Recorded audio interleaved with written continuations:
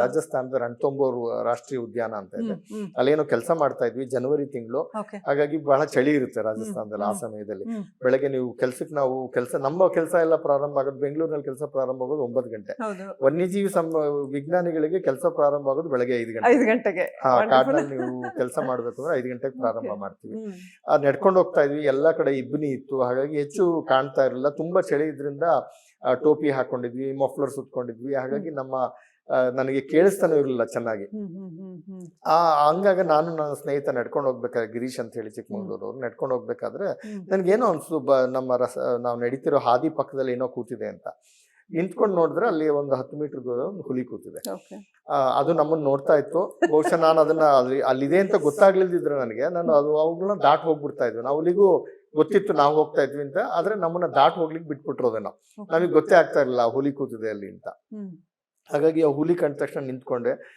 ಗಿರೀಶನ್ಗೆ ಹೇಳ್ದೆ, ಅಂದ್ರೆ ಕೈ ಚಿಕ್ಕಿ ನಿಂತ್ಕೋ, ಇಲ್ಲಿ ಹುಲಿ ಇದೆ ಅಂತ ಹೇಳಿ. ನಾವು ಹುಲಿ ನೋಡ್ತಾ ಇದ್ವಿ, ಹುಲಿ ನಮ್ಮನ್ನ ನೋಡ್ತು. ಅಷ್ಟು ಹತ್ರದಲ್ಲಿ ನಡಿಗೆಯಲ್ಲಿ, ನೀವು ಸಫಾರಿಲಿ ಗಾಡಿಲಿ ಕೂತಿರೋದು ಬೇರೆ ವಿಚಾರ, ಕಾಲ್ನಡಿಗೆಯಲ್ಲಿ ಹೋಗ್ಬೇಕಾದ್ರೆ ಹುಲಿ ಅಷ್ಟು ಹತ್ರದಲ್ಲಿ ಅದ್ರ ಕಣ್ಣನ್ನ ನೀವು ನೋಡೋದಿದೆಯಲ್ಲ, ಅದೊಂದು ಅಭೂತಪೂರ್ವ ಎಕ್ಸ್ಪೀರಿಯನ್ಸ್, ಅನುಭವ ಅದು. ಅದ್ರದ್ದು ಕಣ್ಣಿನ ಬಣ್ಣ, ಅದ್ರ ಉಸಿರಾಡೋದು ನಮಗ್ ಕೇಳಿಸ್ತಾ ಇದೆ, ನಾವು ಉಸಿರಾಡೋದು ಬಹುಶಃ ಅದಕ್ಕೆ ಕೇಳಿಸ್ತಾ ಇದೆ ಅನ್ಸುತ್ತೆ. ಅಷ್ಟು ಹತ್ರದಲ್ಲಿ ವನ್ಯಜೀವಿಗಳನ್ನ ನೋಡೋದಿದೆಯಲ್ಲ ಕಾಲ್ನಡಿಗೆಯಲ್ಲಿ, ಅದು ನಮಗೆ ಅತಿ ಸಂತೋಷಕರವಾದ ವಿಚಾರ ಕೊಡುವಂತ ಒಂದು ಘಟನೆಗಳಲ್ಲಿ ಒಂದು. ಯಾಕೆ ಹುಲಿ ಏನು ಮಾಡ್ಲಿಲ್ಲ? ಸುಮ್ನೆ ವೈಲೆಂಟ್ ಆಗಿ ಅದು ಅಟ್ಯಾಕ್ ಮಾಡೋದಿಲ್ವಾ? ಇಲ್ಲ, ಎಲ್ಲರಿಗೂ ಅದು ನಾವು ತಪ್ಪರ್ಥ ಮಾಡ್ಕೊಂಡಿದೀವಿ. ಹುಲಿಗಾಗ್ಲಿ ಚಿರತೆ ಆಗ್ಲಿ ಎಲ್ಲ ಪ್ರಾಣಿಗಳು ಮಾಂಸಾಹಾರಿ ಪ್ರಾಣಿಗಳು, ನಮ್ಮನ್ನ ಬಂದು ಹಿಡಿತದೆ ಅಂತ. ಅವುಗಳಿಗೆ ತೊಂದರೆ ಅನ್ಸಿದಾಗ ಮಾತ್ರ ಅವುಗಳ ಡಿಫೆನ್ಸ್ ನಲ್ಲಿ ಅವುಗಳನ್ನ ರಕ್ಷಣೆ ಮಾಡ್ಕೊಳ್ಳಿಕ್ಕೋಸ್ಕರ ಅದು ನಮ್ಮ ವಿರುದ್ಧ ಏನಾದ್ರು ಹಾರು ಬೀಳ್ಬೋದೇ ಹೊರತು, ಇಲ್ಲ ಅಂದ್ರೆ ಎಂದೂ ಪ್ರಾಣಿಗಳು ಮನುಷ್ಯನ ಮೇಲೆ ಬೀಳೋದಿಲ್ಲ. ಒಂದು. ಎರಡನೇದು, ಆ ಪ್ರಾಣಿಗಳ ಮೆನ್ಯೂ ಕಾರ್ಡ್ ನಲ್ಲಿ, ಅಂದ್ರೆ ನೀವು ಹೋಟ್ಲಿಗೆ ಹೋದಾಗ ಮೆನ್ಯೂ ಕಾರ್ಡ್ ಕೊಡ್ತಾರಲ್ಲ, ಮೆನ್ಯೂ ಕಾರ್ಡ್ ನಲ್ಲಿ ಬೇರೆ ಪ್ರಾಣಿಗಳಿದಾವೆ, ಮನುಷ್ಯ ಅಂತ ಬರ್ದೇ ಇಲ್ಲ. ಇಲ್ಲ ನಾವು ಪ್ರಾಣಿಗಳ ಮೆನ್ಯೂ ಕಾರ್ಡ್ ನಲ್ಲಿ ನಮ್ಮ ಮೆನು ಕಾರ್ಡ್ ಅಲ್ಲಿ ನಾವು ಯಾವ್ದನ್ ಬೇಕಾದ್ರೂ ಸೇರ್ಸ್ಕೊಂಡ್ಬಿಡ್ತೀವಲ್ವಾ? ಹೌದು. ಹಾಗಾಗಿ ನಮ್ಮ ಮೆನು ಕಾರ್ಡ್ ನಲ್ಲಿ ನಮ್ಮ ಮೆನು ಕಾರ್ಡ್ ನಲ್ಲಿ ಪ್ರಾಣಿಗಳಿದ್ರು, ಪ್ರಾಣಿಗಳ ಮೆನು ಕಾರ್ಡ್ ನಲ್ಲಿ ಮನುಷ್ಯ ಇಲ್ಲ. ಅದು ತಲೆತಲಾಂತರದಿಂದನೂ ಅದೇ ತರ ಇರುವಂತ ವಿಚಾರ. ಎಲ್ಲೋ ಆಕಸ್ಮಿಕವಾಗಿ ಅಲ್ಲಿ ಇಲ್ಲಿ ಮನುಷ್ಯನ ಹತ್ಯೆ ಆಗ್ತದೆ ಪ್ರಾಣಿಗಳಿಂದ, ವನ್ಯಜೀವಿಗಳಿಂದ. ಬಹುಶಃ ಬೆಂಗಳೂರಿನ ಟ್ರಾಫಿಕ್ ನಲ್ಲಿ ಹೆಚ್ಚು ಜನ ಸಾಯ್ತಾರೆ ಹೊರತು ವನ್ಯಜೀವಿಗಳಿಂದ ಸಾಯೋದಿಲ್ಲ. ಆದ್ರೆ ಪ್ರತಿ ಸಾವುನು ಬಹಳ ವಿಷಾದನಕಾರಿಯ ವಿಚಾರ. ನಾನು ಅದನ್ನ ಖಂಡಿತ ಒಪ್ಪೋದಿಲ್ಲ. ನಾವು ಆದಷ್ಟು ಅದನ್ನ ನಾವು ಜಾಗರೂಕತೆಯಿಂದ ವನ್ಯಜೀವಿಗಳು ಮಾನವನ ಸಂಘರ್ಷದಲ್ಲಿ ಮಾನವ ಪ್ರಾಣ ಕಳ್ಕೊಳ್ಳೋದನ್ನ ತಡೆಯೋದು ಬಹಳ ಮುಖ್ಯ ಅಂತ. ಓಕೆ, ಈಗ ಹಲವು ಹುಲಿ ಸರಣಿ ಸಾವಿನ ಘಟನೆಗಳನ್ನ ಕೇಳ್ತಾ ಬಂದ್ವಿ. ಒಂದ್ ಕಡೆ ಅಂತೂ MM ಹಿಲ್ಸ್ ಅಲ್ಲಿ ವಿಷಪ್ರಾಶನ ಮಾಡ್ಬಿಟ್ರು ಹುಲಿಗೆ ಅಂತ, 5-6 ಹುಲಿಗಳು ಸತ್ತೋದ್ವು ಅನ್ನುವಂತ ಒಂದು ಘಟನೆ ಬಹಳ ಸದ್ದು ಮಾಡ್ತು ಅಂತ. ಏನ್ ಹೇಳಕ್ ಬಯಸ್ತೀರಿ ಈ ಹುಲಿ ಮಾನವ ಸಂಘರ್ಷದ ಬಗ್ಗೆ ಮತ್ತು ಈ ಪರ್ಟಿಕ್ಯುಲರ್ ಘಟನೆಗಳ ಬಗ್ಗೆ? ಇತ್ತೀಚಿನ ದಿನಗಳಲ್ಲಿ ಈ ವರ್ಷದ ಜೂನ್ ತಿಂಗಳು ಮತ್ತೆ ನಂತರ ಆಗಸ್ಟ್ ತಿಂಗಳಲ್ಲಿ ಮಲೆ ಮಹದೇಶ್ವರ ವನ್ಯಜೀವಿ ಧಾಮದಲ್ಲಿ ಮೊದಲನೇ ಬಾರಿಗೆ ಜೂನ್ ನಲ್ಲಿ 5 ಹುಲಿಗಳನ್ನ ಒಟ್ಟಿಗೆ ವಿಷಪ್ರಸಾನದಿಂದ ಸತ್ತೋಯ್ತು. ಒಂದು ತಾಯಿ ಮತ್ತು 4 ಮರಿಗಳು. ಆ ತಾಯಿದೇನಂತ ಹೇಳಿದ್ರೆ, ನಾವು ಬಹಳ ವರ್ಷದಿಂದ ಅಲ್ಲಿ ಕ್ಯಾಮ್ರಾ ಟ್ರ್ಯಾಪ್ ಮಾಡ್ತಾ ಇದ್ವಿ. ಸುಮಾರು ಒಂದು 15 ವರ್ಷದಿಂದ ಕ್ಯಾಮ್ರಾ ಟ್ರ್ಯಾಪ್ ಮಾಡ್ತಿದ್ವಿ. ಆ ಸತ್ತೋಗಿದ್ದ ತಾಯಿ ನಮ್ಗೆ 2013ನೇ ವರ್ಷದ, ಅಂದ್ರೆ 13 ವರ್ಷದಿಂದನೂ ನಮ್ಮ ಕ್ಯಾಮ್ರಾ ಟ್ರ್ಯಾಪ್ ನಲ್ಲಿ ಬರ್ತಾ ಇದೆ. ಅದು ಪುಟ್ಟು ಮರಿ ಆದಾಗಿಂದನೂ ನಾವು ನೋಡಿದೀವಿ ಆ ತಾಯಿನ. ಅದು ತೇಗನಟ್ಟಿ ಕೆರೆ ಅಂತ ಒಂದು PG ಪಾಳ್ಯ ಅಂತ ವನ್ಯಜೀವಿ ವಲಯದಲ್ಲಿ ನಮ್ಮ ಕ್ಯಾಮ್ರಾ ಟ್ರ್ಯಾಪ್ ನಲ್ಲಿ ಸಿಕ್ಕೋದು. ಅದ್ರ ತಾಯಿಗೆ 3 ಮರಿಗಳಿದ್ವು. ಆ 3 ಮರಿಗಳಲ್ಲಿ ಇದು ಸಹ ಒಂದು ಮರಿ. ನಂತರ ಅದೇ ತಾಯಿಯ ಜಾಗದಲ್ಲೇ ಸ್ವಲ್ಪ ಭಾಗವನ್ನ ಇದು ತಗೊಂಡು ತನ್ನ ವಸಾಹತುನ ಅಲ್ಲಿ ಸ್ಥಾಪಿಸಿ, ನಂತರ ಪ್ರತಿ 2-3 ವರ್ಷಕ್ಕೆ ತನ್ನದೇ ಆದ 3-4 ಮರಿಗಳನ್ನ ಹಾಕ್ತಾ ಇತ್ತು. ತುಂಬಾ ಇಂಗ್ಲಿಷ್ ನಲ್ಲಿ ನಾವು ಹೇಳ್ಬೇಕಂದ್ರೆ it was a very productive female. ಅಂದ್ರೆ ವನ್ಯಜೀವಿ ಸಂರಕ್ಷಣೆಗೆ, ಹುಲಿ ಸಂರಕ್ಷಣೆಗೆ ಸಾಕಷ್ಟು ತನ್ನಿಂದ ಅದು ಹೊಸ ಹುಲಿಗಳಿಗೆ ಜನ್ಮ ಕೊಡ್ತಾ ಇದ್ದಿದ್ದು ಬಹಳ ಮುಖ್ಯವಾದ ವಿಚಾರ ಆಗಿತ್ತು. ಆದ್ರೆ ಜೂನ್ ತಿಂಗಳಲ್ಲಿ ಒಂದು ದನನ ಅಲ್ಲಿ ಕೊಪ್ಪ ಗಾಜನೂರ್ ಅಂತ ಒಂದು ಊರಿದೆ ಹತ್ತಿರದಲ್ಲಿ. ಆ ಊರಿನ ಒಬ್ಬ ವ್ಯಕ್ತಿ ದನ ಹಿಡಿದು ಬಿಡ್ತು ಅಂತ ಹೇಳಿ ಅವನು ಬಂದು ವಿಷ ಹಾಕ್ಬಿಟ್ಟ. ಯಾವುದು ಆ ದನ ಹಿಡಿದಿದ್ದ ದನದಕ್ಕೆ.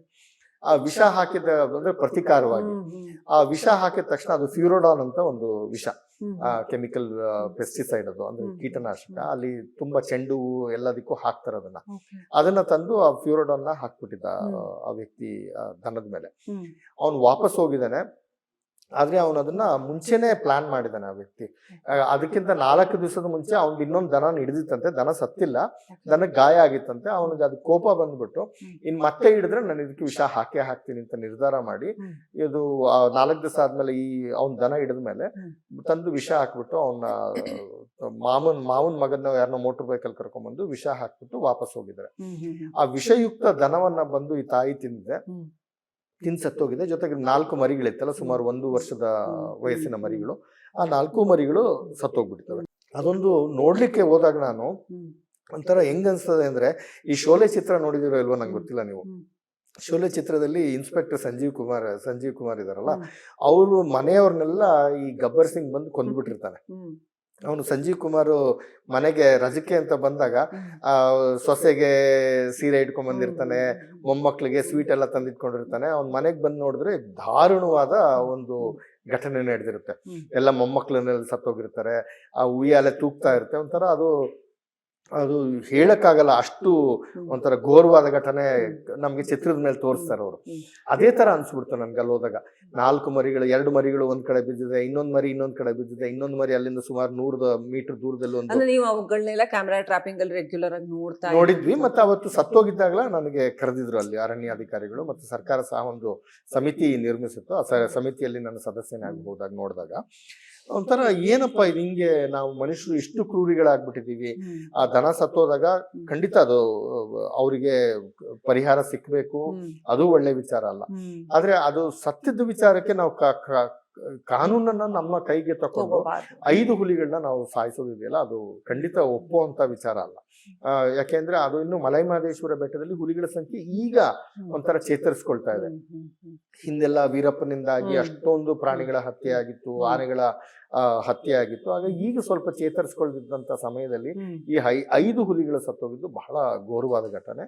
ಅದಾದ 2 ತಿಂಗಳ ನಂತರನೇ ಅಲ್ಲಿ ಹತ್ತಿರದಲ್ಲಿ ಇನ್ನೊಂದು ಪಚ್ಚೆದೊಡ್ಡಿ ಅಂತ ಒಂದು ಗ್ರಾಮದಲ್ಲಿ ಮತ್ತೆ ಹುಲಿ ಒಂದು ದನವನ್ನ ಹಿಡಿದಿತ್ತು ಅಂತ ಆ ಹಳ್ಳಿಯವರನ್ನೇ ಹೋಗ್ಬಿಟ್ಟು ಇದಕ್ಕೆ ದನಕ್ಕೆ ವಿಷ ಹಾಕಿದ್ದಾರೆ. ಆ ವಿಷ ತಿಂದು ಒಂದು 12 ವರ್ಷದ ಗಂಡು ಹುಲಿ ಸತ್ತೋಗಿದೆ. ಗಂಡು ಹುಲಿ ಸತ್ತೋಗಿರೋದು ಅವ್ರಿಗೆ ಗೊತ್ತಾಗಿ ಅದನ್ನ ಮತ್ತೆ ಕಡಿದು 3 ಭಾಗ ಮಾಡಿ ಔಸಿಡ್ಲಿಕ್ಕೆ ಪ್ರಯತ್ನ ಪಟ್ಟು ಅರಣ್ಯ ಇಲಾಖೆ ಅಧಿಕಾರಿಗಳ ಹತ್ರ ಸಿಕ್ಕಾಕೊಂಡಿದ್ದಾರೆ. ಈ 6 ಹುಲಿಗಳು ಸತ್ತೋಗಿರೋದಿಲ್ಲ ಬಹಳ ಬೇಜಾರಾಗುವಂತ ವಿಚಾರ. ಅದು ಮಾನವ ವನ್ಯಜೀವಿ ಸಂಘರ್ಷದ ಒಂದು ಅತಿರೇಕ ಅಂತ ಹೇಳ್ತಾರಲ್ಲ ಅದು. ಅದಾದ ನಂತರ ಇತ್ತೀಚಿನ 4 ವಾರಗಳಲ್ಲಿ ಬಂಡೀಪುರದ ಸುತ್ತಮುತ್ತ 3 ಜನ ತೀರೋದ್ರು, ಒಬ್ಬನಿಗೆ ಬಹಳ ತೀವ್ರವಾಗಿ ಗಾಯ ಆಗಿದೆ. ಇದೆಲ್ಲದಕ್ಕೂ ಕಾರಣಗಳಿರುತ್ತೆ. ಪಾರಿಸರಿಕ ಕಾರಣಗಳಿದೆ, ಸಾಮಾಜಿಕ ಕಾರಣಗಳಿದಾವೆ. ನಾವು 2 ದೃಷ್ಟಿಕೋನದಿಂದ ನೋಡ್ಬೇಕಾಗುತ್ತೆ. ಪಾರಿಸರಿಕ ದೃಷ್ಟಿಕೋನ ಬಂಡೀಪುರದ ವಿಚಾರ ಏನಂತ ಹೇಳಿದ್ರೆ, ಬಂಡೀಪುರದಲ್ಲಿ ನಿರಂತರವಾಗಿ ಹುಲಿಗಳ ಸಂಖ್ಯೆ ಜಾಸ್ತಿ ಆಗ್ತಾ ಇದೆ. ಯಾಕೆ ಜಾಸ್ತಿ ಆಗ್ತಾ ಇದೆ ಅಂದ್ರೆ, ಒಂದು ಅಲ್ಲಿರುವಂತ ಆವಾಸ ಸ್ಥಾನ ಅವುಗಳಿಗೆ ಸೂಕ್ತವಾಗಿದೆ. ಎರಡನೇದು 40 ವರ್ಷಗಳಿಂದ 4 ದಶಕಗಳಿಂದ ಆ ಪ್ರದೇಶಕ್ಕೆ ಸೂಕ್ತವಾದ ರಕ್ಷಣೆಯನ್ನು ಕೊಟ್ಟಿದ್ವಿ, ಹುಲಿಗಳ ಸಂಖ್ಯೆ ಜಾಸ್ತಿ ಆಗಿದೆ. ಇನ್ನೊಂದು ನಾವು ಮಾಡಿರೋದು ಏನಂತ ಹೇಳಿದ್ರೆ, ಹುಲಿಗಳಿಗೆ ಅನುಕೂಲವಾಗಿ ಆ ಆವಾಸ ಸ್ಥಾನವನ್ನ ನಾವು ನಿರ್ವಹಣೆ ಮಾಡ್ತಾ ಇದ್ವಿ. ಅತಿಯಾಗಿ ನಿರ್ವಹಣೆ ಮಾಡ್ಬಿಟ್ಟಿದ್ವಿ. ನಿರ್ವಹಣೆ ಅಂತ ಹೇಳಿದ್ರೆ ಕೆರೆ ಕಟ್ಟೆ ಕಟ್ಟೋದು, ಪ್ರಾಣಿಗಳಿಗೆ ವರ್ಷ ಪೂರ್ತಿ ನೀರು ಸಿಕ್ಕೋ ಹಂಗೆ ಹೆಚ್ಚು ಕೆರೆ ತೋಡೋದು, ಅಲ್ಲಿ ಸೋಲಾರ್ ಪಂಪ್ ಹಾಕ್ಬಿಟ್ಟು ಬೋರ್ವೆಲ್ ಹಾಕಿ ವರ್ಷ ಪೂರ್ತಿ ಪ್ರಾಣಿಗಳಿಗೆ ನೀರು ಸಿಕ್ಕೋ ಹಂಗೆ ಮಾಡೋದು ಅಂತೆಲ್ಲ ಮಾಡ್ತೀವಿ. ಇದು ಸಾಮಾನ್ಯ ಜನರ ದೃಷ್ಟಿಕೋನದಲ್ಲಿ ಒಳ್ಳೆ ವಿಚಾರ ಅನ್ಸ್ಬೋದು, ಆದ್ರೆ ಅದು ಒಳ್ಳೆ ವಿಚಾರ ಅಲ್ಲ. ಪಾರಿಸರಿಕವಾಗಿ ನೋಡಿದ್ರೆ ಪ್ರಾಣಿಗಳಿಗೂ ಮೃತ್ಯತೆ ಅಂತ ಇರಬೇಕು, ನೈಸರ್ಗಿಕ ಮೃತ್ಯತೆ ಅಥವಾ ಮರಣ ಪ್ರಮಾಣ ಇರಬೇಕು, ನ್ಯಾಚುರಲ್ ಮಾರ್ಟಾಲಿಟಿ ಇರಬೇಕು.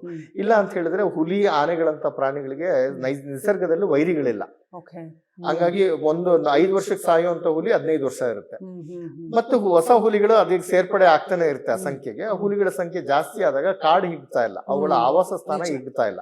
ಅಂತ ಸಮಯದಲ್ಲಿ ಕೆಲವು ಹುಲಿಗಳು ಕಾಡಿನಿಂದ ಆಚೆ ಬಂದು ರೈತರ ಜಮೀನು, ರೈತರ ಹೊಲ ಗದ್ದೆ ತೋಟ ಇಂಥ ಕಡೆ ಸೇರ್ಕೊಂಡು ಮಾನವ ವನ್ಯಜೀವಿ ಸಂಘರ್ಷ ಆಗ್ಲಿಕ್ಕೆ ಪೂರಕವಾಗ್ತದೆ. ಇದು ಬಂಡೀಪುರದಲ್ಲಿ ಆಗಿರುವಂತ ವಿಚಾರ. ನಾವು ಅತಿಯಾದ ನಿರ್ವಹಣೆ ಮಾಡಿದೀವಿ ಆವಾಸ ಸ್ಥಾನದ್ದು. ಹಂಗಾಗಿ ವರ್ಷ ಪೂರ್ತಿ ಪ್ರಾಣಿಗಳಿಗೆ ನೀರು ಆಹಾರ ಸಿಕ್ಕುತ್ತೆ, ಪ್ರಾಣಿಗಳು ಸಾಯೋದಿಲ್ಲ. ಅವಾಗ ಸಾಯದಲ್ಲೇ ಇದ್ರೆ ಸಂಖ್ಯೆ ಹೆಚ್ಚಾಗುತ್ತೆ, ಸಂಖ್ಯೆ ಹೆಚ್ಚಾಗ್ತಾನೆ ಹೋಗುತ್ತೆ. ಹಂಗಾಗಿ ನಾವು ಪಾರಿಸರಿಕ ಧಾರಣಾ ಶಕ್ತಿ ಎಷ್ಟಿದೆ ಅಂತ ನೋಡ್ಬೇಕು. ಬಂಡೀಪುರದಲ್ಲಿ ಇವತ್ತು 150 ಇಂದ 160 ಹುಲಿ ಇದೆ. ಬಹುಶಃ ನನ್ನ ಅಭಿಪ್ರಾಯದಲ್ಲಿ ಅಲ್ಲಿನ ಪಾರಿಸರಿಕ ಧಾರಣಾ ಶಕ್ತಿ ಕೇವಲ 100 ಹುಲಿಗಳು. ನಾವು ಅದನ್ನ ಹೆಚ್ಚಿಗೆ ಮಾಡಬಾರ್ದು. ಅನೈಸರ್ಗಿಕವಾಗಿ ಹಿಂಗೆ ನೀರ್ ಕೊಟ್ಟು ಹೆಚ್ಚು ನೀರ್ ಸೊ ಕೊಟ್ಟು ನಾವು ಹೆಚ್ಚು ಹುಲಿಗಳನ್ನ ಸಾಕ್ಬೇಕು ಅಂದ್ರೆ ಹೆಚ್ಚು ಕಾಡನ್ನ ವ್ಯವಸ್ಥೆ ಮಾಡಬೇಕು. ಕಾಡನ್ನ ಹೆಚ್ಚು ಕಾಡಿನ ಪ್ರದೇಶ ಹಿಗ್ಬೇಕು, ಅಥವಾ ಕಾಡನ್ನ ಏನು ಕಾಡು ಕಡಿತಾ ಇದೀವಿ ಹಲವಾರು ವಿಚಾರಗಳಿಗೆ, ಅಭಿವೃದ್ಧಿ ಯೋಜನೆಗಳಿಗೆ, ಕೃಷಿಗೆ, ಅದನ್ನ ಕಡಿಮೆ ಮಾಡಬೇಕೆ ಹೊರತು ನಾವು. ಈ ರೈತರಿಗೆ ಏನು ಪರಿಹಾರ ಹೇಳ್ಬೋದು? ಪಾಪ ದನ ಕಳ್ಕೊಂಡವ್ರು, ಅವ್ರಿಗೆ ಜೀವನಕ್ಕೆ ಬೇರೆ ಏನು ಇರೋದಿಲ್ಲ, ಅವರು ಬಹಳ ಕಷ್ಟಪಟ್ಟು ಅವ್ರ ಮನೆ ಸದಸ್ಯರ ಹಾಗೆ ಹಸುಗಳನ್ನ ಸಾಕಿರ್ತಾರೆ. ಹೌದು ಹಾಗಾಗಿ ಅವ್ರಿಗೆ ಅಷ್ಟು ಸಿಟ್ಟು ಬರುತ್ತೆ. ಹೌದು ಮತ್ತೆ ಅವ್ರ ಬದುಕು ಬಹಳ ಕಷ್ಟ ಇರತ್ತೆ ಅಲ್ಲಿ. ಹೌದು ನಿಮ್ಗೆ ಗೊತ್ತು ಕಾಡಂಚಿನ ಜನರ ಬದುಕೋದು ಎಷ್ಟು ಹೌದು, ಕಷ್ಟ ಅಂತ. ಹೌದು. ಹೇಗೆ ನಾವು ಅದನ್ನ ಸುಧಾರಿಸಬಹುದು? ಸರ್ಕಾರಗಳು ಹೇಗೆ ಏನ್ ಮಾಡ್ಬೇಕಿತ್ತು ಅದಕ್ಕೆ? ಒಂದು ಅಂದ್ರೆ ಸರ್ಕಾರ ಪರಿಹಾರ ಕೊಡುತ್ತೆ, ಓಕೆ ಆದ್ರೆ ಪರಿಹಾರ ಕೊಡೋದು ಮಾರುಕಟ್ಟೆಗೆ ಆಧಾರಿತವಾಗಿ ಪರಿಹಾರ ಕೊಡೋದಿಲ್ಲ ಸರ್ಕಾರ. ಓಕೆ ಈಗ ಒಂದು ದನ, ಜರ್ಸಿ ದನ ಸತ್ರೆ ಅದಕ್ಕೆ 80,000 1 ಲಕ್ಷ ರೂಪಾಯಿ ಆದ್ರೆ ಸರ್ಕಾರ 40,000 50,000 ಕೊಡ್ತಾರೆ.